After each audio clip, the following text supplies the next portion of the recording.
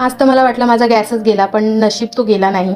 कारण तुम्हाला माहिती आहे खूप इश्यू चालू आहे सिलेंडर वगैरेचा, लवकर येत नाही आहे बुकिंग केल्यानंतरही.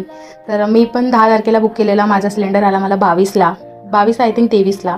तो पण मी एकदा गेली आहे गॅस ऑफिसमध्ये, तेव्हा जाऊन मला बोलले की तुमची पावती निघाली, येईल तुमच्याकडे सिलेंडर आज ना उद्या.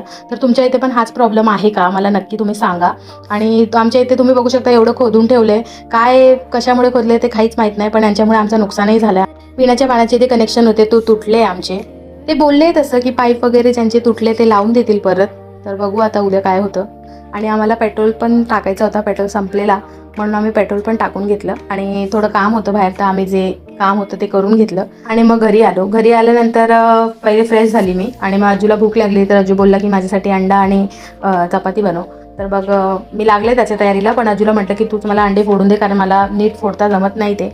आणि मग फटाफट मी अजूसाठी चपाती आणि अंड्याची रोल बनवून घेतले आणि त्याला दिली, कारण त्याला खूप भूक लागलेली. आणि त्याची स्माईल बघू शकता, तो किती हॅप्पी होता, त्याला हे खूप आवडतं. तर असा काही माझा व्लॉग मी इथे एंड करते. Thank you for watching. भेटूया नेक्स्ट व्हिडिओमध्ये.